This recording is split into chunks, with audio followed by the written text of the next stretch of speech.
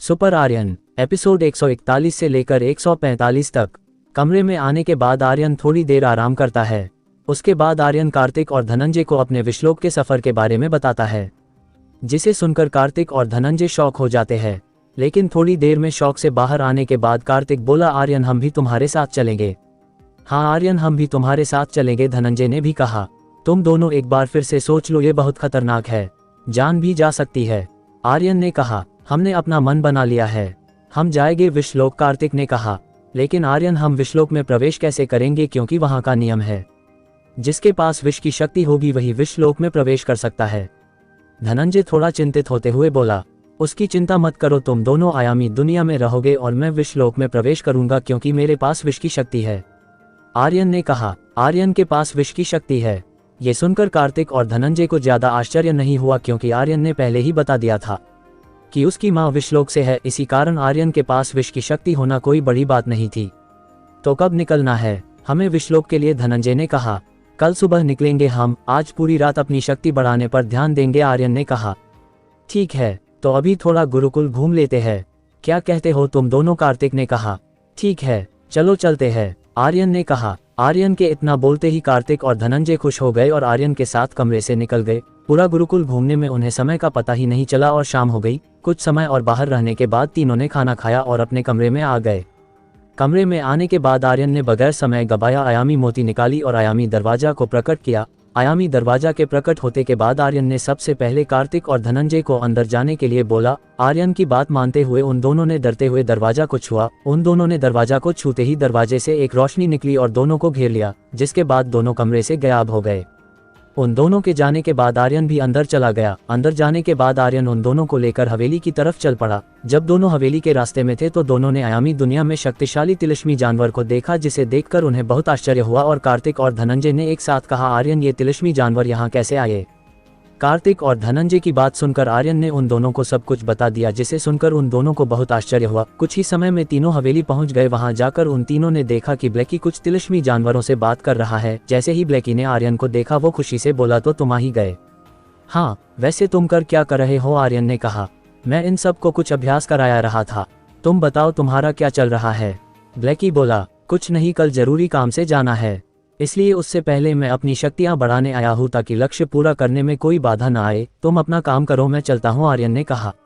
इतना बोलकर आर्यन कार्तिक और धनंजय के साथ हवेली के अंदर चला गया। अंदर जाने के बाद कार्तिक और धनंजय ने अपना एक कमरा चुना और ध्यान करने के लिए बैठ गया। उनके जाने के बाद आर्यन ने भी अपने कमरे में नहीं गया और हवेली से बाहर जाकर सफेद तरल के तालाब से 10 मीटर की दूरी पर ध्यान में बैठ गया। ध्यान में बैठने कुछ देर बाद ही आर्यन के शरीर से सप्तरंगी ऊर्जा निकलने लगी और धीरे धीरे करके आर्यन के सभी कुंडलिनी भी जागृत हो गई। आयामी दुनिया में ध्यान करने से प्रभाव 120 गुना अधिक होता है। इसका मतलब वास्तविक दुनिया में एक दिन आयामी दुनिया में 120 दिन के बराबर थी। इसका अर्थ ये हुआ कि आर्यन वास्तविक दुनिया के अनुसार एक दिन में 120 दिन के बराबर की शक्ति हासिल कर लेगा। वास्तविक दुनिया में 2 घंटे बीत गए थे, यानी आयामी दुनिया में 10 दिन बीत गए थे। आर्यन अब भी ध्यान में ही था। तभी आर्यन को महसूस हुआ कि उसके सोल वर्ल्ड में कुछ बदलाव हुए हैं। ध्यान की अवस्था में ही आर्यन ने अपने सोल वर्ल्ड की जांच करने की सोची और जांच करने लगा। आर्यन अपने सोल वर्ल्ड की जांच कर ही रहा था, तभी आर्यन को अपने सोल वर्ल्ड में कुछ नया दिखा। वो एक सुनहरा चक्र था जो अपनी जगह पर घूम रही थी। आर्यन ने जब अपने दिमाग में उस चक्र की जानकारी का पता लगाया तो आर्यन को पता चला कि इस चक्र में किसी भी तत्व की शक्ति को समाहित करके अपने दुश्मन पर हमला किया जा सकता है। आर्यन को यह भी पता चला कि इस चक्र में एक साथ 5 तत्व की शक्ति समाहित की जा सकती है, जिसके कारण ये चक्र एक अमोघ अस्त्र बन जाएगा। लेकिन इस चक्र की शक्ति बगैर किसी तत्व शक्ति के भी अधिक है। ये चक्र बगैर किसी और बाहरी शक्ति के अधिदैव शक्ति क्षेत्र के योद्धा को मार सकता है। लेकिन ये तब संभव है जब वो चक्र 5वें स्तर पर पहुंच जाए। जिस दिन ये चक्र राजा स्तर तक पहुंच गया उस दिन ये स्तर किसी देव शक्ति क्षेत्र के योद्धा को भी आसानी से मार सकता है। जिस ही आर्यन को चक्र के बारे में सब कुछ पता चला, आर्यन खुश हो गया, क्योंकि अभी तक आर्यन को इतना शक्तिशाली अस्त्र नहीं मिला था। लेकिन इसके बाद भी आर्यन ध्यान से जगा नहीं, वो ध्यान में ही रहा। वहीं दूसरी तरफ कार्तिक और धनंजय आयामी दुनिया के 10 दिन ध्यान में रहने के बाद ध्यान से बाहर आ गया था। लेकिन उन दोनों को बहुत फायदा हुआ। कार्तिक अब नरक शक्ति क्षेत्र के 4थे स्तर का योद्धा बन गया था, वहीं धनंजय 5वें स्तर का योद्धा बन गया था। ध्यान में बाहर आने के बाद उन दोनों ने आर्यन को ढूंढा तो आर्यन उन्हें अब भी ध्यान में बैठा मिला, जिसके चेहरे पर अब भी मुस्कान थी। कार्तिक और धनंजय आर्यन को देख ही रहे थे तभी आर्यन के माथे से एक प्रकाश निकला और उसने आकर लिया। आर्यन को पता चल गया था कि कार्तिक और धनंजय ध्यान से बाहर आ गया है, इसलिए उसने अपने एक क्लोन को भर भेजा। बाहर आते ही आर्यन का क्लोन बोला, क्या तुम दोनों वापस गुरुकुल जाना चाहते हो? हाँ, हम बोर हो रहे हैं, इसलिए हम गुरुकुल जाकर थोड़ी देर सोएंगे, कार्तिक ने कहा। ठीक है, चलो मेरे साथ। इतना बोलकर क्लोन ने अपना हाथ हिलाया। उसके ऐसा करते ही आर्यन की स्टोरेज से एक मोती निकलकर क्लोन के हाथ में आ गई। वो आयामी मोती थी। आयामी मोती के हाथ में आते ही क्लोन वहां से चल दिया। कार्तिक और धनंजय भी उसके पीछे पीछे चल पड़े। कुछ देर बाद तीनों वहां पहुंच गए जिस जगह पर वो तीनों आयामी दुनिया में प्रकट हुए थे। वहां आने के बाद क्लोन ने दरवाजे को प्रकट किया। दरवाजे के प्रकट होते ही कार्तिक और धनंजय ने उसे छुआ और गायब हो गए। उनके जाने के बाद आर्यन का क्लोन एक प्रकाश में बदलकर वहां से गायब हो गया। दूसरी तरफ जिस आर्यन के चेहरे पर अब तक खुशी थी वो अचानक दर्द में बदल गई। उस दर्द को महसूस कर आर्यन मन ही मन बोला, ये मुझे दर्द क्यों हो रहा है? इतना बोलकर जब आर्यन ने अपने शरीर की जांच की तो उसके दर्द भरे चेहरे पर मुस्कान आ गई और वो मन ही मन बोला, ये तो मेरा बजर शरीर शक्ति है जिसका स्तर बढ़ रहा है। अब वो 5वें स्तर पर पहुंचने वाला है। इसका मतलब ये हुआ कि अब मेरे शरीर को शक्तिशाली हमलों से भी ज्यादा कुछ नहीं बिगड़ेगा और मेरा शरीर अब 9वें स्तर के हथियार को बगैर किसी खरोच के अपने शरीर पर झेल सकता है। करीब 10 मिनट देर रहने के बाद दर्द अचानक गायब हो गया जिसके कारण आर्यन ने राहत की सांस ली। लेकिन आर्यन ध्यान से नहीं जगा बल्कि और गहन ध्यान में चला गया। आर्यन इस वक्त किसी तपस्वी से कम नहीं लग रहा था। आर्यन को ध्यान में गए आयामी दुनिया का 20 दिन और बीत गए। आर्यन ध्यान में ही था कि उसे फिर से अपने सोल वर्ल्ड में कुछ महसूस हुआ। जब उसने जांच की तो पता चला कि उसका तीर और अधिक तेज रोशनी से चमक रहा था। अपने तीर को देखकर आर्यन खुद से बोला, मेरा तीर 3रे स्तर पर पहुंच गया है। साथ में आर्यन ने यह भी महसूस किया कि वो अब नरक शक्ति क्षेत्र के सम्राट स्तर पर पहुंच गया। आर्यन की शक्ति बढ़ने की रफ्तार बहुत अधिक थी। कोई भी योद्धा 1 महीने में ऐसी छलांग नहीं सकता था। ये सब महसूस करने के बाद आर्यन खुद से बोला, अपनी अंदरूनी शक्ति की सहायता से मैं इस वक्त स्वर्ग शक्ति क्षेत्र के 5वें स्तर तक के योद्धा को हरा सकता हूँ, लेकिन मैं उन्हें मार नहीं सकता। लेकिन अगर मैंने मंत्रों की शक्ति और अस्त्रों का प्रयोग किया तो किसी को भी हरा सकता हूँ सिवाय किसी देवता के। ध्यान पूरा होने के बाद आर्यन ने अपनी आंखें धीरे धीरे खोली तो उसकी आंखों से सप्तरंगी रोशनी निकल रही थी जो पहले से अधिक शक्तिशाली लग रही थी। कुछ पल बाद आर्यन की आंखें नॉर्मल हो गई। उसके बाद वो उठा और हवेली के अंदर चला गया। अंदर जाने के बाद उसने देखा कि 5 इंसान रूपी तिलिस्मी जानवर बैठा हुआ था। उन 5 ने जब आर्यन को देखा तो खड़े होकर आर्यन के सामने सिर झुकाकर सम्मान दिया। आर्यन ने भी उनका सम्मान सिर झुकाकर स्वीकार किया। उसके बाद आर्यन अपने जगह पर बैठ गया। उसके बाद आर्यन बोला, मैं एक जरूरी काम से जाने वाला हूँ। जहाँ मैं जाने वाला हूँ वहाँ भयानक लड़ाई हो, इसलिए उस लड़ाई में मुझे तुम 5 की जरूरत होगी। आर्यन की बात सुनकर 5 तिलिस्मी जानवर ने एक दूसरे को देखा और फिर एक साथ बोला, हम आपके आदेश का इंतजार करेंगे उस्ताद। ठीक है, जरूरत पड़ने पर हम तुम्हें बुला लेंगे। अगर तुम सब मुझसे कुछ पूछना चाहते हो तो पूछ सकते हो, आर्यन ने कहा। हमें कुछ नहीं पूछना है, उस्ताद सिंहराज बाकी सबको देखने के बाद बोला। ठीक है, अब मैं चलता हूँ, समय आने पर बुला लूंगा। आर्यन इतना बोलकर हवेली से निकल गया। जब आर्यन छात्रावास के अपने कमरे में पहुंचा तो उसने देखा कि कार्तिक और धनंजय सो रहा था। उन दोनों को सोते देखने के बाद आर्यन ने समय देखा तो पता चला अभी सुबह के 4 बजे थे। समय देखने के बाद आर्यन लाइब्रेरी में चला गया, वहां रखे किताबों को देखने लगा। करीब 2 घंटे बाद आर्यन को एक आवाज सुनाई दी। आवाज सुनकर जब आर्यन लाइब्रेरी से बाहर आया तो उसने देखा कि कार्तिक और धनंजय उठ चुका था। उन दोनों को देखकर आर्यन बोला, तैयार हो जाओ, हम बहुत जल्दी यहाँ से निकलेंगे। आर्यन की बात सुनकर कार्तिक और धनंजय ने सहमति में सिर हिलाया और तैयार होने चला गया। करीब 2 घंटे बाद आर्यन को दरवाजा खटखटाने की आवाज सुनाई दी। उस आवाज को सुनकर आर्यन ने जब दरवाजा खोला तो उसे सामने एक लड़का दिखाई दिया। वो लड़का आर्यन को देखते ही पहचान गया और बोला, आर्यन तुम्हें ऋषिवर बुला रहे हैं पथरीले मंच के पास। उस लड़के की बात सुनकर आर्यन ने सहमति में सिर हिला दिया और कमरे के अंदर देखते हुए बोला, कार्तिक, धनंजय, चलो, समय हो गया है। आर्यन की बात खत्म होते ही कार्तिक और धनंजय वहां आ गया। उन दोनों के आने के बाद आर्यन उन दोनों के साथ अपने कमरे से निकल गया। कमरे से निकलने के बाद आर्यन कार्तिक और धनंजय के साथ पथरीले मंच पर पहुंच चुका था, जहां ऋषि चैतन्य उसका इंतजार कर रहे थे। क्या आर्यन अपने लक्ष्य को प्राप्त कर पाएगा?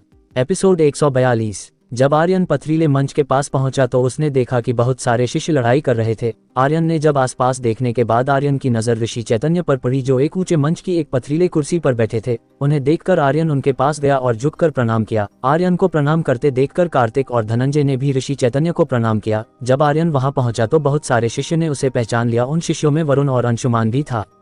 वरुण आर्यन को देखकर खुश हो गया, वहीं दूसरी तरफ अंशुमान गुस्से में आर्यन को देख रहा था। ऋषि चैतन्य को प्रणाम करने के बाद आर्यन ने सभी शिष्यों को देखा। उसके बाद आर्यन ऋषि चैतन्य से बोला, ऋषिवर कब निकलना है? यहाँ से आर्यन की बात सुनकर ऋषि चैतन्य ने कहा, हम कुछ समय में निकलेंगे, थोड़ी देर इंतजार करो। ऋषि चैतन्य ने इतना कहा ही था कि आर्यन को एक आवाज सुनाई दी, आर्यन मैं तुम्हें लड़ाई की चुनौती देता हूँ, क्या मुझसे लड़ोगे? उस आवाज को जब सभी शिष्य और वहां मौजूद आचार्यों ने सुना तो उन सब ने आवाज की दिशा में देखा तो वहां अंशुमान मंच पर खड़ा आर्यन की तरफ देख रहा था। आर्यन ने भी अंशुमान की तरफ देखा। उसके बाद आर्यन ने एक बार ऋषि चैतन्य की तरफ देखा। आर्यन को अपनी तरफ देखकर ऋषि चैतन्य ने सहमति में सिर हिला दिया। उनकी अनुमति मिलने के बाद आर्यन अंशुमान की तरफ देखते हुए बोला, आर्यन आज तक किसी भी चुनौती से पीछे नहीं हटा है। इतना बोलकर आर्यन अंशुमान के सामने पहुंच गया। आर्यन की गति इतनी तेज थी कि किसी ने आर्यन को कदम उठाते भी नहीं देखा। आर्यन की गति देखकर अंशुमान अंदर ही अंदर डर गया। आर्यन की गति को देखकर मंच के आसपास बैठे शिष्य आपस में बात करने लगे, अरे भाई इस आर्यन की गति कितनी तेज है, क्या आर्यन का सामना अंशुमान कर पाएगा? तुम देख लेना, अंशुमान आर्यन को हरा देगा। इसी तरह की कई बातें शिष्य आपस में कर रहे थे। दूसरी तरफ अंशुमान आर्यन को देख रहा था। कुछ पल अंशुमान ने आर्यन को देखा और अपने तलवार को निकाल लिया। अंशुमान की तलवार आधा सफेद और आधा लाल था। वो तलवार 9वें स्तर का तिलिस्मी तलवार था। 9वें स्तर के तिलिस्मी तलवार को अपने पास कोई साधारण परिवार नहीं रख सकता था, क्योंकि ये तलवार बहुत महंगे मिलते थे, इसलिए 8वें स्तर से ऊपर के हथियार अमीर परिवारों के पास ही होते थे। अंशुमान की तलवार को आर्यन ने देखा तो उसके चेहरे पर मुस्कान आ गई, लेकिन उसने अपनी तलवार नहीं निकाली और निहत्था ही खड़ा रहा। ये देखकर सभी को बहुत आश्चर्य हुआ। आर्यन को अपने हथियार को नहीं निकालते देखकर अंशुमान ने कहा, आर्यन लगता है तुम डर गए हो, अगर ऐसा है तो अपने घुटने टेक दो और मुझसे माफी मांग लो, मैं माफ कर दूंगा। अंशुमान की बात सुनकर सभी शिष्य आर्यन की तरफ देखने लगे। तभी आर्यन ने कहा, आज तक कोई ऐसा योद्धा मुझे नहीं मिला जो आर्यन को घुटने टेकने के लिए मजबूर कर सके। आर्यन की बात सुनकर अंशुमान ने कहा, तो फिर निकालो अपने हथियार, मैं भी तो देखूं तुम कितने शक्तिशाली हो। ठीक है, हमला करो। आर्यन के इतना कहते ही अंशुमान ने अपने अपने तलवार से हमला कर दिया। अंशुमान के हमला करते ही अंशुमान की तलवार से एक शक्ति किरण निकली और आर्यन की तरफ जाने लगी। ये देखकर आर्यन ने अपनी उंगली उठाई और उसे अंशुमान की दिशा में कर दिया। आर्यन के ऐसा करते ही आर्यन की उंगली से एक शक्ति किरण निकली और अंशुमान के हमले से टकरा गई। एक अंशुमान और आर्यन के हमले से टकराते छोटा से धमाका होता है और दोनों शक्ति नष्ट हो जाती है। अपनी शक्तिशाली हमले को नष्ट होते देख अंशुमान को बड़ी है रानी हुई और वो आर्यन को आश्चर्य में देखने लगा। कुछ पल आर्यन को देखने के बाद अंशुमान ने 2 बार अपने तलवार को घुमाए। अंशुमान के ऐसा करते ही अंशुमान की तलवार से 2 तलवार निकली और आर्यन की तरफ जाने लगी। अपनी तरफ 2 तलवार को आते देखकर आर्यन मुस्कुराया और एक ऊर्जा चक्र बनाया जिसमें 7 रंग थे। आर्यन की सप्तरंगी अंदरूनी शक्ति को देखकर सभी शिष्यों को आश्चर्य हुआ, क्योंकि उन सब ने कभी ऐसी अंदरूनी शक्ति नहीं देखी थी। अपनी अंदरूनी शक्ति से ऊर्जा चक्र बनाने के बाद आर्यन ने अपना हमला छोड़ दिया। आर्यन के हाथ से छूटते ही ऊर्जा चक्र अंशुमान के दोनों तलवार से टकरा गई। जैसे ही आर्यन और अंशुमान का हमला टकराया, एक विस्फोट हुआ और ऊर्जा की लहर चारों तरफ फैल गई। एक ऊर्जा की लहर अंशुमान से टकरा गई, जिसकी वजह से वो दूर जा गिरा और उसके मुंह से खून की उल्टी होने लगी। वहीं दूसरी तरफ आर्यन को ऊर्जा की लहर से टकराने के बाद भी कुछ नहीं हुआ। ये तक आर्यन के शरीर पर एक खरोच भी नहीं आई, जिसे देखकर सभी को बहुत आश्चर्य हुआ, सिवाय ऋषि चैतन्य के। वो आर्यन की शक्ति से परिचित थे। ऋषि चैतन्य आर्यन का खेल देखकर मुस्कुरा रहे थे। ऋषि चैतन्य को मुस्कुराते देखकर एक वरिष्ठ आचार्य ने कहा, ऋषिवर आप मुस्कुरा क्यों रहे हैं, क्या कुछ ऐसा है जो हमें नहीं मालूम? उस वरिष्ठ आचार्य की बात सुनकर ऋषि चैतन्य ने कहा, कुछ खास नहीं, मैं तो ये देखकर मुस्कुरा रहा हूँ कि आर्यन कब तक इस शिष्य के साथ खेल खेलने वाला है, क्योंकि अगर आर्यन चाहे तो इसे अपने एक हमले में हरा सकता है। ऋषि चैतन्य की बात सुनकर सभी वरिष्ठ आचार्य आर्यन को देखने लगे। तभी अंशुमान खुद के संभालते हुए उठा और कुछ मंत्र पढ़े। अंशुमान के मंत्र पढ़ते ही अंशुमान की तलवार एकदम लाल हो गई। उस लाल तलवार से बहुत गर्म ऊर्जा निकल रही थी, जिसे देखकर आर्यन बोला, 3रे स्तर की अग्नि तलवार शक्ति मंत्र काबिल तो है ये अंशुमान, इसके पास 3रे स्तर के भी मंत्र है। अंशुमान को अग्नि तलवार शक्ति का प्रयोग करते ही मंच के आसपास की गर्मी बढ़ गई और वहां बैठे सभी शिष्य बहुत जल्दी पसीने में तरबतर हो गए। अंशुमान की शक्ति को देखकर सभी शिष्य आपस में बात करने लगे, अरे भाई ये अंशुमान तो अपनी 3रे स्तर की मंत्र शक्ति का प्रयोग कर रहा है। आज तक जब जब अंशुमान ने अपनी इस शक्ति का प्रयोग किया वो जीता ही है। आज तो आर्यन गया। अपने आसपास चल रही बातों को सुनकर अंशुमान ने गर्व से अपना सिर उठाकर आर्यन बोला, तुम खुद को सबसे ज्यादा शक्तिशाली मानते हो न, तो मेरी इस शक्ति का सामना करो। अंशुमान की बात सुनकर आर्यन ने कहा, तुम हमला करो, मैं तो देखूं तुम्हारे इस हमले में कितनी शक्ति है। जब अंशुमान ने देखा कि आर्यन उसके इतने शक्तिशाली हमले को देखकर भी नहीं डर रहा है, तो उसे बहुत गुस्सा आया और उसने उसी गुस्से में आर्यन पर हमला कर दिया। अंशुमान के हमला करते ही अंशुमान के तलवार से एक अग्नि तलवार निकली, जिसकी लंबाई करीब 1 मीटर थी, जो पूरी तरह से आग से घिरी हुई थी, जिसकी वजह से उस तलवार से आग की लपटें निकल रही थी। वो तलवार जहां से भी गुजरती उस जगह पर मंच का पत्थर पूरी तरह से गर्म हो जाता और थोड़ी देर बाद काली पड़ जाती। अंशुमान के हमले को देखने के बाद आर्यन ने अपने हाथों में सफेद ऊर्जा इकट्ठा करना शुरू किया जो कुछ ही पलों में एक सफेद तलवार में बदल गई। आर्यन की सफेद तलवार से ठंडी ऊर्जा निकल रही थी जो अंशुमान के हमले से उत्पन्न गर्मी को कम कर रहा था। आर्यन का हमला जैसे ही पूरी तरह से तैयार हुआ, आर्यन ने अपनी सफेद तलवार अंशुमान की अग्नि तलवार की तरफ छोड़ दी। कुछ ही पलों में आर्यन की तलवार अंशुमान के अग्नि तलवार से टकरा गई, जिससे एक भयानक विस्फोट हुआ और सफेद और लाल ऊर्जा चारों तरफ फैल गई। धमाके से उत्पन्न ऊर्जा को सब लड़ाई देख रहे शिष्यों ने देखा कि वो लाल और सफेद ऊर्जा उनकी तरफ आ रही है, तो वो लोग डर गए। तभी उन शिष्यों ने देखा कि उनके सामने ऊर्जा की एक दीवार खड़ी है, जिससे टकराकर सफेद और लाल ऊर्जा नष्ट हो गई। इस ऊर्जा दीवार को एक वरिष्ठ आचार्य ने बनाया था। दूसरी तरफ जैसे ही अंशुमान और आर्यन उस ऊर्जा लहर से टकराया, दोनों कुछ कदम पीछे हट गए। एक तरफ अंशुमान के मुंह से दोबारा खून निकलने लगा, वहीं दूसरी तरफ आर्यन को कुछ भी नहीं हुआ, जिसे देखकर सभी शिष्य और आचार्य शॉक हो गए। उन्हें तो समझ ही नहीं आ रहा था कि आर्यन इस खतरनाक हमलों से कैसे बच रहा है, लेकिन उन्हें थोड़े ही पता था कि अब आर्यन का शरीर वज्र का बन चुका है, जिस पर अंशुमान जैसे 1000 योद्धाओं की शक्ति भी एक खरोच नहीं लगा सकती है। करीब 10 मिनट से लड़ाई कलर ही थी, लेकिन आर्यन ने एक भी हमला नहीं किया था। उसने सिर्फ अंशुमान के हमले का जवाब दिया था। फिर भी अंशुमान 2 बार घायल हो गया था। ये देखकर आर्यन मुस्कुराते हुए बोला, अंशुमान क्या अभी और लड़ना है? क्योंकि अभी तक मैंने हमला नहीं किया है, फिर भी तुम घायल हो गए। सोचो अगर मैंने हमला किया तो तुम्हारा क्या होगा? आर्यन की बात सुनकर सभी शिष्य अंशुमान की तरफ देखकर अंशुमान के फैसले का इंतजार करने लगे। कुछ शिष्य तो अंशुमान का मजाक उड़ाने लगे, अरे भाई देखो, आज तक ये खुद को सबसे शक्तिशाली समझता था, लेकिन आज आर्यन के हमला किए बगैर घायल हो गया। ये सारी बातें सभी शिष्य धीरे धीरे कर रहे थे, क्योंकि कोई भी अंशुमान को नाराज नहीं करना चाह रहा था। इसकी वजह थी अंशुमान का राज परिवार का सदस्य होना। सभी की नज़रों को अपने ऊपर महसूस करना चाहते हुए भी अंशुमान को अपनी इज्जत बचाने के लिए रैन से लड़ाई जारी रखने का फैसला लेना पड़ा। फैसला लेने के बाद अंशुमान दर्द से भरी में बोला, अभी लड़ाई खत्म नहीं हुई है आर्यन, अभी मैं और लड़ूंगा।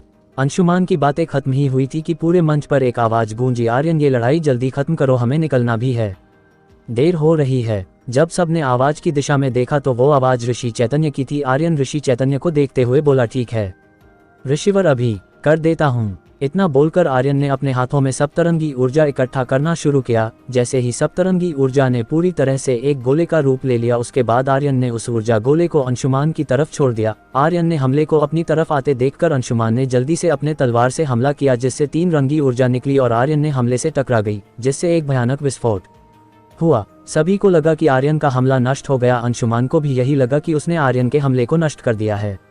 ये सोचकर अंशुमान मुस्कुराने लगा। तभी सभी को दिखाई दिया विस्फोट के बीच से एक छोटी सप्तरंगी ऊर्जा अंशुमान की बढ़ रही थी। उस ऊर्जा गोले को देखकर अंशुमान की मुस्कान गायब हो गई और वो हमला करने ही वाला था कि वो छोटा सा गोला अंशुमान से टकरा गया।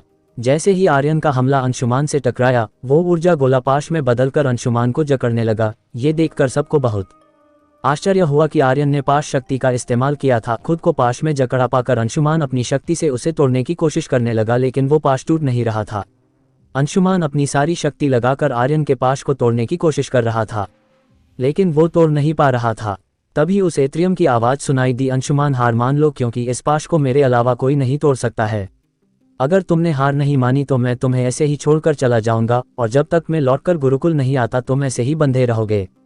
नहीं, मैं हार नहीं मानूंगा, मैं अभी इस पाश को तोड़कर तुम्हारे घमंड को तोड़ूंगा। अंशुमान इतना बोलकर अपनी सारी शक्ति लगाकर पाश को तोड़ने की कोशिश करने लगा। क्या अंशुमान हार मान लेगा? एपिसोड 143। आर्यन के पाश में बंधने के बाद भी अंशुमान ने हार मानने से इनकार कर दिया। अंशुमान के हार न मानते देखकर आर्यन अंशुमान से बोला, देखो मैं 1 महीने के लिए किसी काम से बाहर जा रहा हूँ, अगर तुम इस वक्त हार नहीं माने तो तुम्हें 1 महीने तक ऐसे ही बंधा रहना पड़ेगा और कोई भी तुम्हें मेरे पाश से आज़ाद नहीं करा पाएगा, और किसी ने कोशिश की तो मेरे पाश में विस्फोट होगा और तुम बुरी तरह से घायल हो जाओगे, इतना घायल कि तुम कभी अपने शक्ति स्तर को बढ़ा नहीं पाओगे। आर्यन की बात सुनकर अंशुमान डर गया और गुस्से में आर्यन को देखने लगा। तभी शिष्य और वरिष्ठ आचार्य अंशुमान को देखने लगे। वो सभी ये देखना चाहते थे कि अंशुमान क्या फैसला लेता है। अंशुमान गुस्से में आर्यन को घूरे जा रहा था। कुछ पल आर्यन को घूरने के बाद अंशुमान ने कुछ पल अपनी आंखें की और फिर एक झटके में अपनी आंखें खोल दी और आर्यन को देखते हुए बोला, मैं हार मानता हूँ, अब मुझे आज़ाद करो। अंशुमान की बात सुनकर आर्यन मुस्कुराया और अपने हाथों में ऊर्जा इकट्ठा किया और अंशुमान की तरफ छोड़ दिया। अपनी तरफ आर्यन की ऊर्जा को आते देखकर अंशुमान डर गया और बोला, तुमने हमला क्यों किया? अंशुमान के इतना बोलते ही आर्यन की ऊर्जा शक्ति अंशुमान से टकरा गया, लेकिन उसे कुछ हुआ नहीं, सिर्फ एक तेज प्रकाश उत्पन्न हुआ और जब प्रकाश कम हुआ तो सभी ने देखा कि अंशुमान आर्यन के पास से मुक्त हो चुका है। ये देखकर सभी को बहुत आश्चर्य हुआ और आर्यन के बारे में बात करने लगे। सभी की बातों को नजरअंदाज करते हुए आर्यन ऋषि चैतन्य के पास पहुंच गया और बोला, चलिए ऋषिवर चलते हैं। आर्यन की बात सुनकर ऋषि चैतन्य मुस्कुराते हुए अपनी जगह के उठे और आर्यन, कार्तिक और धनंजय के साथ वहां से निकल गए। आर्यन के जाने के बाद भी हर किसी की जुबान पर आर्यन का ही नाम था। दूसरी तरफ आर्यन ऋषि चैतन्य ने साथ बाहरी क्षेत्र के दरवाजे पर पहुंच चुका था। दरवाजे पर पहुंचने के बाद आर्यन ऋषि चैतन्य के साथ दरवाजे के रास्ते बाहरी क्षेत्र में पहुंच गया। बाहरी क्षेत्र पहुंचने के बाद ऋषि चैतन्य ने आर्यन, कार्तिक और धनंजय को एक दूसरे का हाथ पकड़ने के बोला। जैसे ही उन तीनों ने एक दूसरे का हाथ पकड़ा, ऋषि चैतन्य ने आर्यन का हाथ पकड़ लिया। उनके ऐसा करते ही वो सभी वहां से गायब हो गए। गुरुकुल से गायब होने के बाद करीब आधे घंटे बाद आर्यन ऋषि चैतन्य के साथ एक अनजान जगह पर तेज प्रकाश के साथ प्रकट हुआ। आर्यन के लिए ये सब कोई बड़ी बात नहीं थी, लेकिन कार्तिक और धनंजय के लिए ये सब नया था। वो दोनों शौक में था। उन दोनों को शौक में देखकर आर्यन बोला, क्या हुआ तुम दोनों को? अर्जुन की बात सुनकर दोनों होश में आया और एक साथ बोला, तुम कहाँ है और हम इतनी तेज गति से यहाँ कैसे पहुंचे? पुल का भी इस्तेमाल नहीं किया। उन दोनों की बात सुनकर आर्यन मुस्कुराया और बोला, जिस दिन तुम दोनों ब्रह्मांड शक्ति क्षेत्र के योद्धा बन जाओगे उस दिन तुम भी ये सब कर सकते हो। तो क्या ब्रह्मांड शक्ति क्षेत्र का कोई भी योद्धा ये कर सकता है? कार्तिक ने कहा, हाँ कोई भी कर सकता है। आर्यन ने कहा, लेकिन हम हैं कहाँ? यहाँ तो कोई दिखाई भी नहीं दे रहा है। धनंजय ने कहा। धनंजय की बात का आर्यन कोई जवाब देता उससे पहले ऋषि चैतन्य ने कहा, हम इस वक्त राजधानी के पूर्वी क्षेत्र में है, जहां हमें तिलिस्मी द्वार मिलेगा। आगे का सफर हम तिलिस्मी द्वार के माध्यम से ही करेंगे, क्योंकि हमने उड़कर या किसी सवारी का प्रयोग किया तो हमें विश्वलोक पहुंचने में 15 दिन लग जाएंगे और वही तिलिस्मी द्वार के रास्ते से हमें 3 दिन लगेंगे। ऋषि चैतन्य की बात सुनकर आर्यन, कार्तिक और धनंजय ने सहमति में सिर हिला दिया। तीनों को तिलिस्मी द्वार के बारे में सुनकर कोई आश्चर्य नहीं हुआ, क्योंकि कार्तिक और धनंजय पहले ही अपने पिता से सुन रखा था कि राजधानी में तिलिस्मी द्वार है, और आर्यन तो पिछले जन्म में देवता था, इसी कारण ये सब उसके लिए सामान्य था। प्रकट होने वाले जगह से कुछ दूर चलने के बाद आर्यन को एक बाजार दिखाई दिया जहां काफी हलचल थी। कुछ देर और चलने के बाद आर्यन के सामने एक इमारत थी। उस इमारत को देखते हुए ऋषि चैतन्य ने कहा, इसी इमारत से तिलिस्मी द्वार को चलाया जाता है, ऐसा कह सकते हैं। यहाँ की अनुमति लिए बगैर कोई भी तिलिस्मी द्वार से सैर नहीं कर सकता है। तिलिस्मी द्वार से कहाँ जाना है, इसकी जानकारी यहाँ देना होता है। इतना बोलकर ऋषि चैतन्य इमारत के अंदर जाने लगा। ऋषि चैतन्य को अंदर जाते देखकर आर्यन, कार्तिक और धनंजय उनके पीछे पीछे जाने लगे। इमारत के अंदर जाकर उन लोगों ने इमारत को अंदर से देखने लगे। कुछ पल देखने के बाद ऋषि चैतन्य सीढ़ी के रास्ते ऊपर जाने लगे। कुछ मिनट बाद आर्यन ऋषि चैतन्य के साथ तीसरी मंजिल पर पहुंच चुका था। उस मंजिल पर एक दीवार पर बड़े बड़े अक्षर में लिखा था, विश्वलोक प्रवेश अनुमति क्षेत्र। उस मंजिल पर पहुंचने के बाद ऋषि चैतन्य सामने बैठे आदमी के पास गए। जैसे ही उस आदमी ने अपने सामने एक बड़े दाढ़ी वाले आदमी को देखा तो उसके चेहरे के तेज को देखकर उसे लगा कि ये आदमी कोई साधारण इंसान नहीं है। सामने बैठा आदमी उठा और बोला, जी मैं आप लोगों की क्या मदद कर सकता हूँ? उस आदमी की बात सुनकर ऋषि चैतन्य ने कहा, मेरा नाम ऋषि चैतन्य है और ये 3 मेरे शिष्य हैं, हमें विश्वलोक जाना है। ऋषि चैतन्य से उनका नाम सुनकर वो आदमी हाथ जोड़ते हुए बोला, ऋषि चैतन्य को मेरा प्रणाम, मैं आपके जाने की अनुमति पत्र अभी तैयार करवा देता हूँ। इतना बोलकर वो आदमी अपनी जगह से उठकर अंदर चला गया। इतनी आसानी से अनुमति पत्र मिलते देखकर कार्तिक ऋषि चैतन्य से बोला, ऋषिवर ये तो बड़ी आसानी से काम हो गया। कार्तिक की बात सुनकर आर्यन बोला, इस दुनिया में एक ही से ज्यादा एक ऋषि का सम्मान होता है, एक ऋषि को कोई भी कहीं आने जाने से नहीं रोक सकता है। कुछ देर के इंतजार के बाद वो आदमी अपने हाथ में एक टोकन और एक पत्र लेकर आया और ऋषि चैतन्य को दे दिया। उस आदमी के हाथ से टोकन और पत्र लेने के बाद ऋषि चैतन्य आर्यन, कार्तिक और धनंजय के साथ उस मंजिल से नीचे उतरने लगे। कुछ देर बाद ऋषि चैतन्य आर्यन, कार्तिक और धनंजय के साथ एक नील द्वार के सामने खड़े थे। उनके बगल में एक आदमी खड़ा था। ऋषि चैतन्य ने उस आदमी को टोकन और अनुमति पत्र को दिखाया। उस टोकन और अनुमति पत्र को देखने के बाद उस आदमी ने दरवाजे के खड़े होकर कुछ मंत्र पढ़े। उसके मंत्र पढ़ते ही दरवाजे से नीली चमक आने लगी। उस चमक के आने के बाद उस रोशनी ने ऋषि चैतन्य के साथ साथ आर्यन, कार्तिक और धनंजय को घेर लिया। उसके बाद चारों लोग वहां से गायब हो गए। विश्वलोक में एक अनजान जगह पर 4 लोग चले जा रहे थे। उनमें से एक व्यक्ति के चेहरे पर बड़ी दाढ़ी था। उसके चेहरे पर सूर्य जैसा तेज था। वो आदमी ऋषि चैतन्य थे और उनके बगल में आर्यन, कार्तिक और धनंजय था। वो तीनों एक बाजार में चले जा रहे थे। बाजार में एक जगह पर पहुंचने के बाद ऋषि चैतन्य आर्यन से बोले, आर्यन अब तुम्हें यहाँ से अकेले जाना होगा विश्वलोक की राजधानी तक। आगे क्या करना है वो तुम्हें ही सोचना होगा। ऋषि चैतन्य की बात सुनकर आर्यन ने उन्हें दोनों हाथ जोड़कर प्रणाम करते हुए बोला, ऋषिवर आपने मुझे यहाँ लाकर बहुत बड़ा एहसान किया है, जिसके लिए मैं आपका आभारी हूँ। इस आभार को चुकाने के लिए जब भी आपको मेरी जरूरत पड़े याद कीजिएगा, मैं आ जाऊंगा।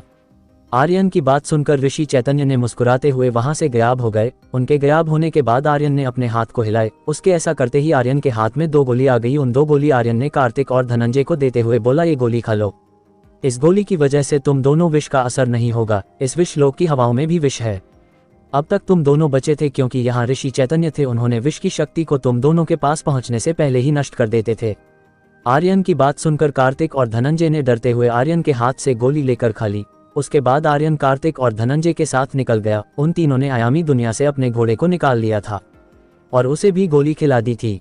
करीब 4 दिन बाद आर्यन विश्वलोक की राजधानी पहुंच चुका था। विश्वलोक की राजधानी को देखते हुए कार्तिक बोला, ये विश्वलोक तो देखने में कितना खतरनाक लग रहा है।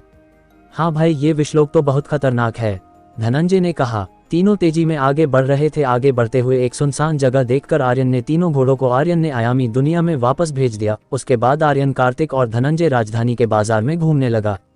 तीनों घूम ही रहा था, तभी आर्यन ने कुछ लोगों को बात करते हुए सुना। एक आदमी ने कहा, 2 दिन बाद शाही मैदान में नागिस था न के गद्दार अरुण और उसके परिवार को मौत की सजा मिलने वाली है। दूसरा आदमी बोला, भाई वो तीनों कोई गद्दार नहीं, बस उनकी गलती इतनी है कि उन्होंने अपनी बेटी की शादी सम्राट विष्णुदत्त से नहीं करवाया था।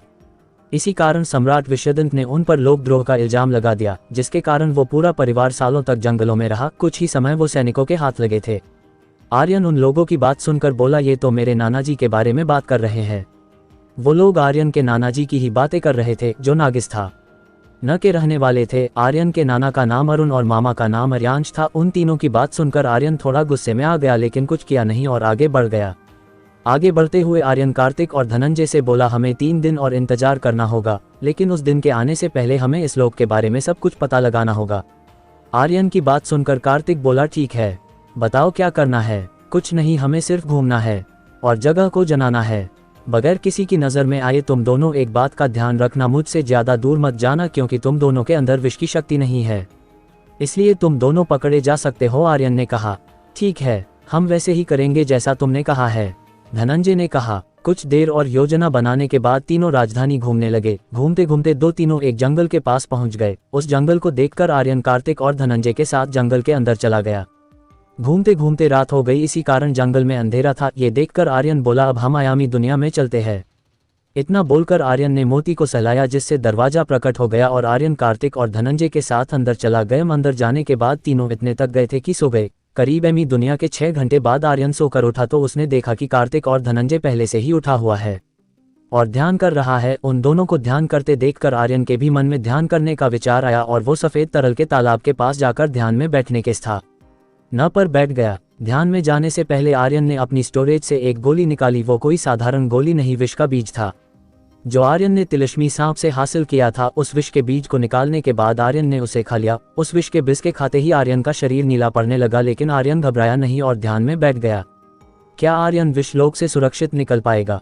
एपिसोड 144। आयामी दुनिया में आर्यन विष का बीज निगलकर ध्यान में चला गया और अपने परिष्कृति शक्ति को काम पर लगा दिया। बहुत जल्दी ही आर्यन की सारी कुंडलिनी जागृत हो गई और आर्यन के शरीर से सप्तरंगी ऊर्जा निकलने लगी। आर्यन के शरीर की ऊर्जा धीरे धीरे बढ़ती जा रही थी। आर्यन ध्यान में ही था, तभी उसे महसूस हुआ कि उसके सोल वर्ल्ड में कोई बदलाव हो रहा है।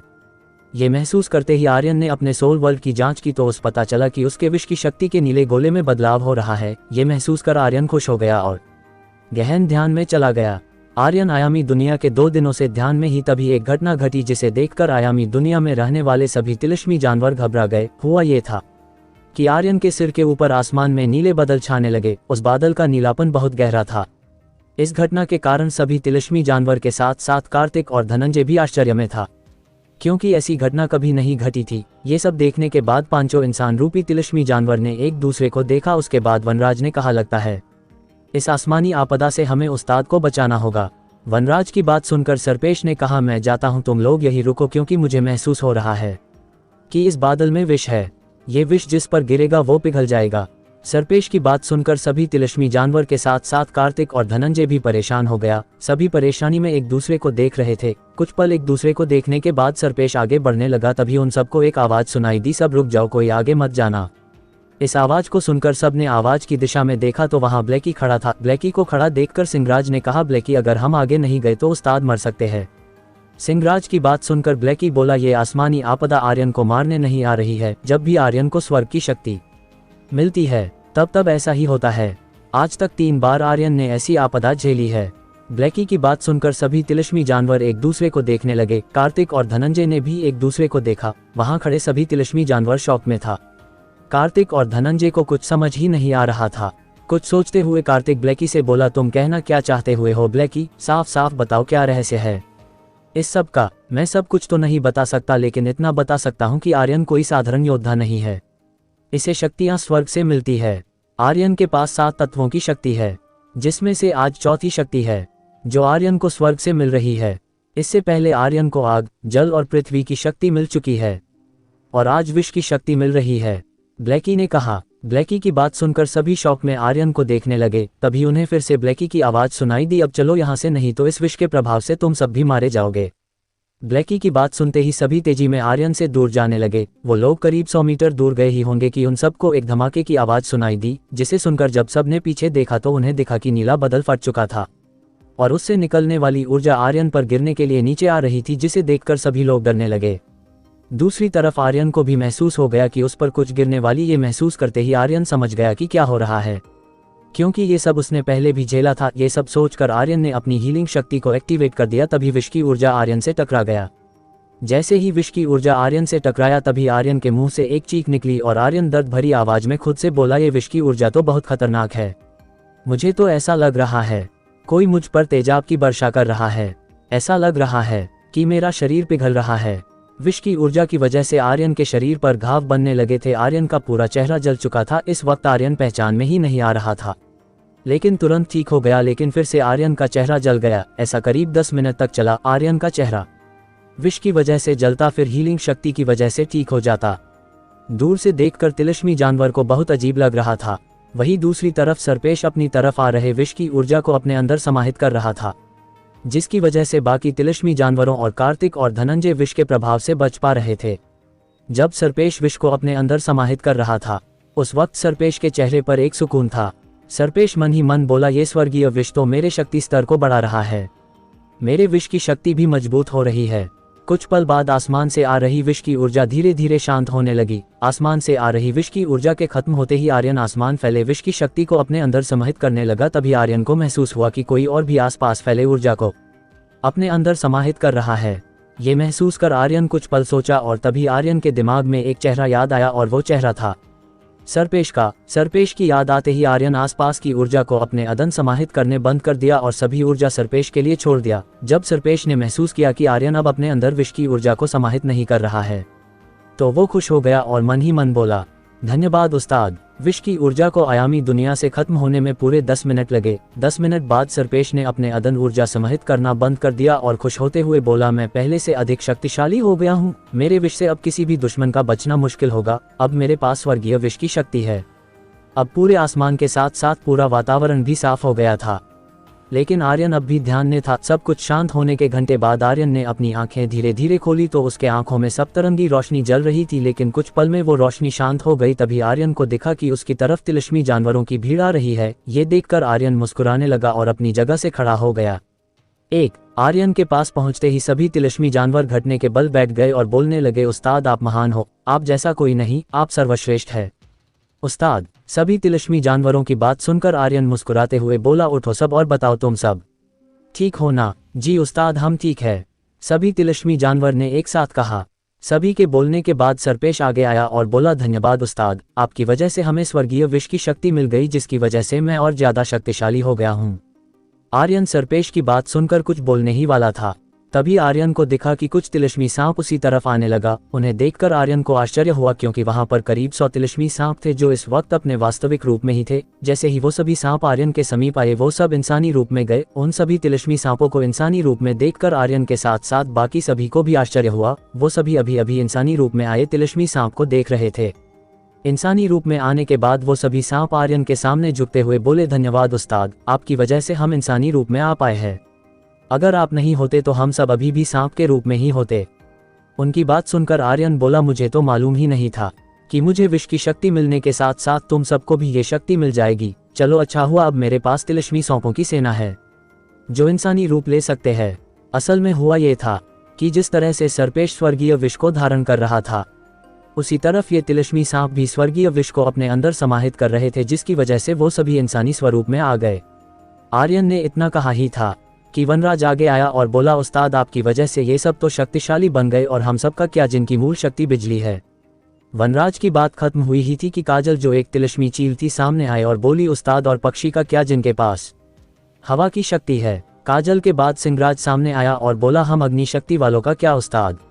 उन सब की बात सुनकर आर्यन सबको देखने लगा। तभी उसकी नज़र सुनहरी पर पड़ी जो एक भेड़िया थी। सुनहरी को देखकर आर्यन बोला, सुनहरी तुम्हें कुछ नहीं बोलना है। नहीं उस्ताद, मेरी मूल शक्ति बिजली है, जिसके बारे में वनराज ने पहले ही बोल दिया है। सुनहरी ने कहा, चलो ठीक है, देखो तुम सब, जिसकी मूल शक्ति बिजली और हवा है उसे तो भविष्य में ये शक्ति मिल सकती है, क्योंकि अभी तक मुझे स्वर्गीय हवा और बिजली की शक्ति नहीं मिली है।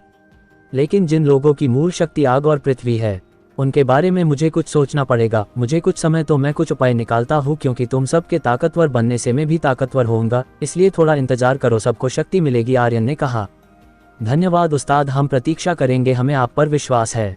सभी तिलिस्मी जानवरों ने एक साथ कहा। उनकी बात सुनने के बाद आर्यन सबको शांत कराते हुए बोला, अब एक जरूरी बात, 1-2 दिन में मैं एक युद्ध लड़ने वाला हूँ, तो हो सकता है कि मुझे तुम सब की आवश्यकता पड़े, खासकर सांपों की, क्योंकि ये युद्ध विष लोक के इंसानों से है जिनके अंदर विष की शक्ति है। तो आप सब योद्धा तैयार रहिएगा, मैं कभी भी बुला सकता हूँ। आर्यन की बात सुनते ही सभी तिलिस्मी जानवर एक स्वर में बोला, हम हर युद्ध के लिए तैयार है उस्ताद, आप आदेश दीजिए, हम पूरे राज्य को तबाह कर देंगे।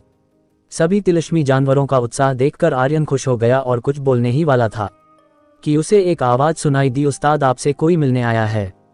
ये आवाज तिलिस्मी तोते की थी, जिसका नाम आर्यन ने मिठू रखा था। मिठू की बात सुनकर आर्यन बोला, कौन आया है। मिठू। आर्यन इतना बोला ही था कि उसे ख्याल आया कि इस दुनिया में आने का मार्ग सिर्फ उसके घर वालों के पास है। इतना ख्याल आते ही आर्यन मिठू से बोला, मिठू क्या मेरे माता पिता आए हैं। जी उस्ताद, वो हवेली के हॉल में बैठे आपकी प्रतीक्षा कर रहे हैं, मिठू ने कहा। मिठू की बात सुनते ही आर्यन बिना कुछ बोले हवेली के अंदर चला गया। आर्यन जब अंदर गया तो उसने देखा कि उसके माता पिता, छोटी माँ और हर्षित हॉल में उसका इंतजार कर रहे थे। उन सबको देखकर आर्यन खुश हो गया और वो हवेली के दरवाजे से ही बोला, माँ पिताजी, छोटी माँ। आर्यन की आवाज सुनते ही उन सभी ने दरवाजे की तरफ देखा जहां आर्यन खड़ा था। आर्यन को देखते ही हर्षित तेजी के दौड़ते हुए उसके पास गया और उससे गले मिलते हुए बोला, आर्यन भैया, हमने आपको बहुत याद किया। हमने भी। इतना बोलकर आर्यन हर्षित से अलग हुए और अपनी माँ, पिताजी और छोटी माँ को प्रणाम किया। उसके बाद बोला, आप सब यहाँ, वास्तविक दुनिया में तो अभी रात होगी। आर्यन की बात सुनकर महाराज हर्ष ने कहा, तुम्हारी दोनों माताओं को चिंता हो रही थी। इन दोनों को ऐसा लग रहा था कि तुम पर कोई खतरा मंडरा रहा है। क्या आर्यन अपने विश्वलोक के अभियान के बारे में बता देगा। एपिसोड 145। महाराज हर्ष से ये सुनकर कि उसकी दोनों माँ को चिंता हो रही थी, ये सुनकर आर्यन सोचने लगा, सच कहते हैं लोग कि जब बच्चे पर कोई खतरा आने वाला होता है तो माँ को पहले ही आभास हो जाता है कि उसके बच्चे पर कोई खतरा आने वाला है। आर्यन अपनी ख्यालों में खोया ही था, तभी उसे अपनी माँ की आवाज सुनाई दी। आर्यन की माँ बोली, आर्यन तुम क्या सोच रहे हो, क्या कुछ हुआ है। अपनी माँ की आवाज सुनकर आर्यन होश में आया और बोला, नहीं माँ, ऐसा कुछ नहीं हुआ है, आप दोनों चिंता मत करो, सब कुछ ठीक है। आर्यन इतना बोला ही था कि तभी पीछे से एक आवाज आई, ये झूठ बोल रहा है। महारानी, युवराज आर्यन एक युद्ध लड़ने वाले हैं। इस आवाज को सुनकर सभी ने आवाज की दिशा में देखा तो वहां से कार्तिक और धनंजय बाहर से अंदर आ रहा था। कार्तिक और धनंजय को देखकर और उन दोनों की बात सुनकर आर्यन ने उन दोनों को गुस्से में देखा। तभी महारानी अरुणिमा ने कहा, तुम दोनों कहना क्या चाहते हो, कौन सा युद्ध लड़ने वाला है। आर्यन, तुम सब तो अभी अभी गुरुकुल आए हो, फिर कैसे युद्ध। महारानी अरुणिमा की बात सुनकर कार्तिक कुछ बोलने ही वाला था कि आर्यन बोल पड़ा, अरे तुम दोनों क्या बात कर रहे हो माँ, ये दोनों ऐसे ही कुछ भी बोल रहे हैं। आर्यन की बात सुनकर महारानी अरुणिमा ने आर्यन को गुस्से में देखते हुए बोली, तुम चुप रहो और कार्तिक तुम बताओ क्या बात है। महारानी अरुणिमा की बात सुनकर कार्तिक आर्यन की तरफ देखते हुए बोला, माफ कीजिएगा युवराज, लेकिन मैं सच छुपा नहीं सकता हूँ, तुम दोनों को यहाँ लाना ही नहीं चाहिए, आर्यन ने गुस्से में कहा। आर्यन की बात सुनकर कार्तिक कुछ नहीं बोला और फिर महाराज और दोनों महारानी की तरफ देखते हुए बोला, वो महारानी, इस वक्त हम विश्वलोक में है। कार्तिक की बात सुनकर आर्यन ने अपनी आंखें बंद कर ली। वही दूसरी तरफ ये सुनकर कि आर्यन इस वक्त विश्वलोक में सबकी आंखें खुली की खुली रह गई। आर्यन के माता पिता आर्यन को देखे जा रहे थे। कुछ पल आर्यन को देखने के बाद आर्यन की माँ चिंतित और गुस्से के मिले जुले भाव के साथ बोली, आर्यन तुम विश्वलोक में क्या कर रहे हो? उन सब दुश्मनों को पता चल गया तो वो लोग तुम्हें छोड़ेंगे नहीं। हाँ आर्यन, ये बहुत खतरनाक है, तुम्हें वापस गुरुकुल लौट जाना चाहिए, आर्यन की छोटी माँ बोली। आर्यन की दोनों माँ की बात सुनकर महाराज हर्ष उन दोनों को शांत कराते हुए बोले, आप दोनों शांत हो जाए और आर्यन तुम बताओ ऐसा क्या हुआ कि तुम्हें इतनी जल्दी में विश्वलोक आना पड़ा? अपने पिता की बात सुनकर आर्यन बिना कुछ बोले अपनी माँ के पास गया और उनके दोनों हाथ को पकड़ते हुए बोला, माँ मैं जो बताने वाला हूँ उसे सुनकर आप घबराइएगा नहीं। आर्यन की बात सुनकर सभी आर्यन को देखने लगे। वही आर्यन की माँ आर्यन के आंखों में देख रही थी। आर्यन की माँ को आर्यन की आंखों में चिंता साफ दिख रही थी। आर्यन की चिंता को देखकर आर्यन की माँ बोली, आर्यन क्या हुआ है? बताओ मुझे, कोई बुरी खबर तो नहीं है? अपनी माँ की बात सुनकर आर्यन ने लंबी सांस ली और बोला, माँ, नाना नानी और मामा की जान को खतरा है। 2 दिन बाद उन्हें मौत की सजा दी जाने वाली है। आर्यन की बात सुनकर आर्यन के सभी परिवार वाले सन्न रह जाते हैं। कुछ पल सन्न रहने के बाद अचानक महारानी अरुणिमा के आंखों से आंसू निकलने लगते हैं और वो रोते रोते बोलती, क्या किया है उन लोगों ने जो उन सबको मौत की सजा दी जाने वाली है? आप नहीं जानती माँ कि वो विश्वदंत ये सब क्यों कर रहा है, लेकिन आप चिंता मत कीजिए, उन लोगों को कुछ नहीं होगा, आर्यन ने अपनी माँ के आंसू पोंछते हुए कहा। आर्यन की बात सुनकर महारानी अरुणिमा ने कहा, लेकिन इतने सालों बाद वो ऐसा कैसे कर सकता है? ये सब तो मैं नहीं जानता माँ कि वो विश्वदंत इतने सालों तक कैसे रुका रहा, लेकिन मैं इतना जानता हूँ कि मेरे रहते मेरे आपको को कोई हानि नहीं पहुँचा सकता है, आर्यन ने कहा। आर्यन की बात सुनकर महाराज हर्ष ने कहा, लेकिन आर्यन तुम अकेले कैसे लड़ोगे? वहाँ पर सेना होगी। हम एक काम करते हैं, अपनी सेना भेजता हूँ तुम्हारी सहायता के लिए। अपने पिता की बात सुनकर आर्यन ने कहा, नहीं पिताजी, उसकी चिंता मत कीजिए, मेरे पास सेना है, जरूरत पड़ने पर मैं उसका इस्तेमाल करूंगा। तुम्हारे पास सेना पर कहाँ और कैसे? महाराज हर्ष ने कहा। महाराज हर्ष की बात सुनकर आर्यन बोला, आइए आप सब मेरे साथ। इतना बोलकर आर्यन सीढ़ी की तरफ जाने लगा। उसे सीढ़ी की तरफ जाते देखकर आर्यन के माता पिता, छोटी माँ और हर्षित के साथ कार्तिक और धनंजय भी आर्यन के पीछे चला जाता है। आर्यन सभी को छत पर ले जाता है और बाहर की तरफ तिलिस्मी जानवरों को दिखाते हुए कहता है, देखिए आप सब मेरी तिलिस्मी जानवर की सेना। मेरी इस सेना पर सभी तिलिस्मी जानवर 7वें स्तर के ऊपर के तिलिस्मी जानवर है। आयामी दुनिया में शक्तिशाली तिलिस्मी जानवरों को देखकर महाराज हर्ष, महारानी अरुणिमा और महारानी योगिता सब हक्के बक्के रह गए। उन्हें तो कुछ समझ ही नहीं आ रहा था कि वो क्या बोले। तभी हर्षित तिलिस्मी जानवरों को देखते हुए बोला, आर्यन भैया ये सब आपकी सेना है? हाँ ये सब मेरी शक्तिशाली सेना है, आर्यन ने कहा। हर्षित से इतना बोलने के बाद आर्यन अपनी माँ को देखते हुए बोला, माँ आप निश्चिंत हो जाए और महल जाकर आराम कीजिए। 2 दिन बाद मैं आपको आपके माता पिता से जरूर मिलवाऊंगा, ये मेरा वचन है। आर्यन की बात सुनकर महारानी अरुणिमा ने रोते हुए आर्यन को गले लगा लिया और बोली, मुझे विश्वास है मेरा बेटा अपने नाना नानी को कुछ नहीं होने देगा। आर्यन अपनी माँ के गले लगे हुए ही था। तभी महाराज हर्ष ने कहा, आर्यन क्या हम तुम्हारे कोई काम आ सकते हैं? नहीं पिताजी, विश्वलोक की हवाओं में बहुत विष है, आप वहां जीवित नहीं रह पाएंगे, इसलिए आप दोनों माँ के साथ महल लौट जाइए और 2 दिन बाद आएगा, तब तक मैं नाना नानी को बचा लूंगा, आर्यन ने कहा। ठीक है आर्यन, हम चलते हैं, तुम अपना ख्याल रखना। इतना बोलकर महाराज हर्ष छत से नीचे की तरफ आने लगे। उनके साथ सभी नीचे आ गए। नीचे आने के बाद महाराज हर्ष, महारानी अरुणिमा और महारानी योगिता के साथ हर्षित आयामी दुनिया से बाहर निकल गया। उन सब के जाने के बाद आर्यन कार्तिक की तरफ देखते हुए बोला, तुम्हें सच बताने की क्या जरूरत थी? आर्यन की बात सुनकर कार्तिक डर गया और बोला, वो आर्यन राज्य से निकलने से पहले महाराज ने हम दोनों को आदेश दिया था कि हम उन्हें आपके बारे में सब कुछ बताए जब भी हम आयामी दुनिया में मिले। अगर मैं ये नहीं बताता तो महाराज के आदेश का उल्लंघन होता, जो मैं नहीं कर सकता।